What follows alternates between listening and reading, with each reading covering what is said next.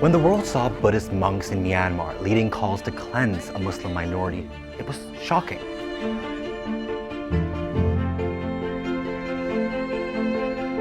Monks are supposed to, or at least portrayed to, preach peace, for the elimination of greed and hatred, to become enlightened and reach nirvana.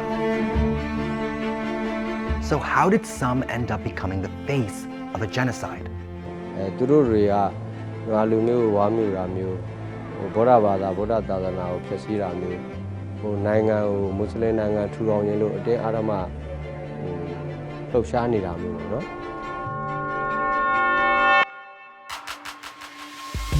This is monk Ashwin Warathu, the leader of the 969 movement, a Buddhist national movement with close ties to the military and accused of spreading anti-Muslim propaganda.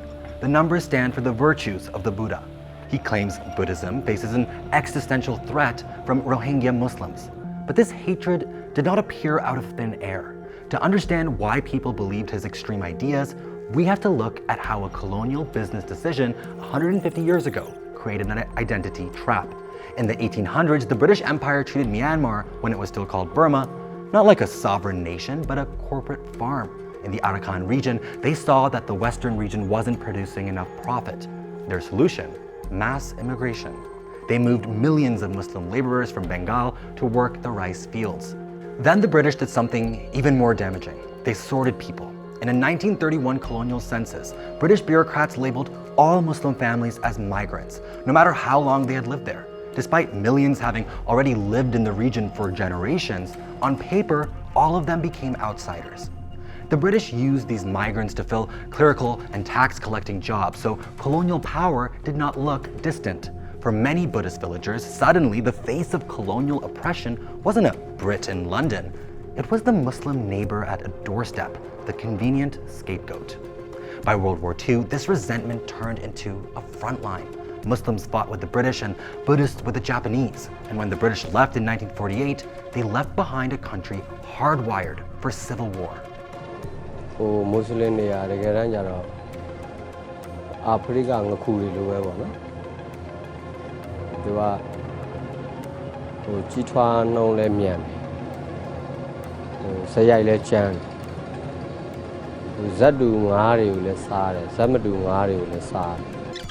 Fast forward to today, the military and the 969 movement weaponized that colonial resentment using a bizarre bit of math: 786.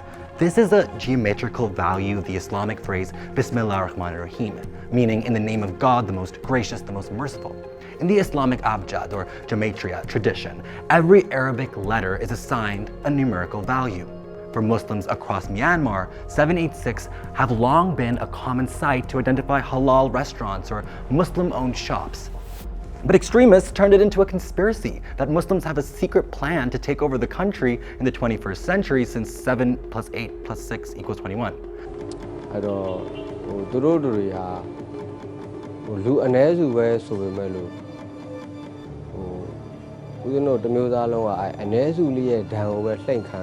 The Myanmar military used the resentment to delete the Rohingya legally.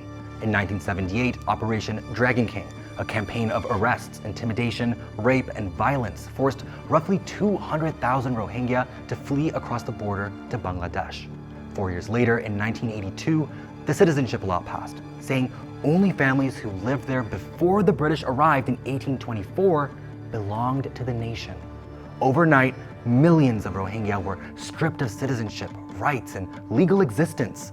By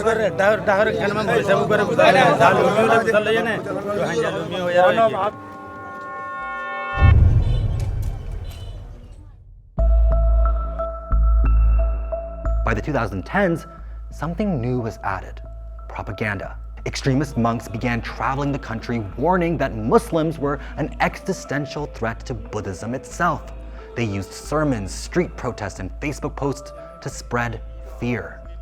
We know that the ultranationalist Buddhists have their own Facebooks and really inciting a lot of violence and a lot of hatred against the Rohingya or other ethnic minorities.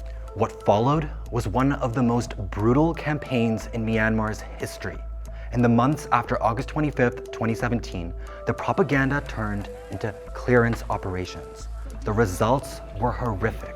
Thousands killed, villages razed, and 700,000 Rohingya men, women, and children forced to flee across the border into Bangladesh in a matter of months, creating what UN agencies now call one of the largest refugee crises in the world. It is clear from our intense legal review that there is, in fact, a legal basis to conclude that the Rohingya were the victims of war crimes, crimes against humanity, and genocide. Independent investigations and surveys estimated that thousands of Rohingya were killed during that period, including whole families and children, and villages across northern Rakhine were systematically burned and razed. The UN and human rights bodies have described the campaign as a textbook example of ethnic cleansing and genocide, and much of the international community now cites the scale of killing, rape, and forced displacement as evidence of systematic state-led violence against the Rohingya. Today, nearly 1 million Rohingya live in and around Cox's Bazar, the largest refugee settlement on earth. Most cannot return. They have no citizenship, no homeland, and no legal status beyond the camps. They are living the daily consequences of a colonial ledger in rows of shelters built on land they never chose, under a system that the Brits first labeled them outsiders more than a century ago.